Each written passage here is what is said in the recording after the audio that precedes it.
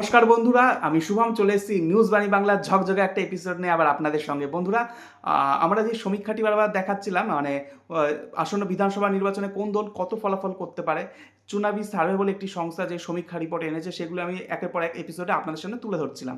উত্তরবঙ্গ এবং মধ্যবঙ্গ প্রায় কমপ্লিট হয়ে গেছে, এবার আমরা দক্ষিণবঙ্গের দিকে এই একটা এগিয়ে গেছি। আচ্ছা, এই প্রসঙ্গে একটা ছোট্ট লাইন বলে রাখি। চুনাবি সার্ভে যে সমীক্ষাটি করেছে, সেক্ষেত্রে আমি বা নিউজ বাণী বাংলা জড়িত নই। চুনাবি সার্ভে নিজস্ব আদব কায়দার মধ্যে এই সমীক্ষাটি করেছে এবং তারা এই সমীক্ষাটি তাদের সামাজিক মাধ্যমে প্রকাশ করেছে।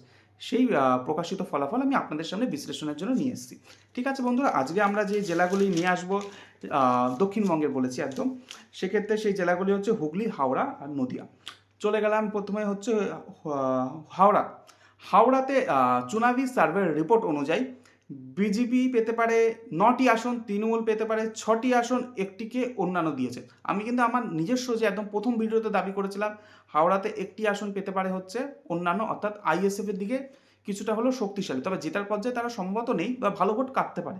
তবে এই সংস্থার রিপোর্ট অনুযায়ী গোটা হাওড়াতে নাকি বিজেপি ভালো ফলাফল করতে পারে, কিন্তু বিজেপির তে হাওড়া ফলাফল করার সম্ভাবনা কতটা বেশি তা আপনাদের মধ্যে যারা হাওড়ার বাসিন্দা রয়েছে তারা ভালো বলতে পারবেন।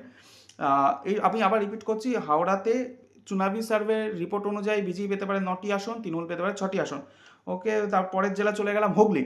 হুগলিতে এর রিপোর্ট অনুযায়ী বিজেপি পেতে পারে 8টি আসন, তৃণমূল পেতে পারে 9টি আসন, অন্যান্য অন্যান্য আবার মনে হচ্ছে সম্ভবত আইএসএফের দিকে দিয়েছে এরা ইঙ্গিতটা।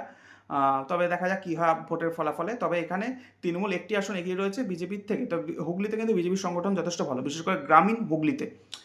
ঠিক আছে বন্ধুরা, এরপরের আমরা জেলা চলে গেলাম হচ্ছে নদিয়া। নদিয়াতে চুনাবি সার্ভের রিপোর্ট অনুযায়ী বিজেপি পেতে পারে 10টি আসন, 6টি আসন পেতে পারে তৃণমূল, একটি অন্যান্য। সম্ভবত আমরা অনেক আগেই দাবি করেছি এই একটি আসন সম্ভবত হুমায়ুন কবিরের দলের দিকে সম্ভবত ইঙ্গিত করেছে। এখন জানা যায় না, রাজনৈতিক ইকুয়েশন অনেক রকম হতে পারে।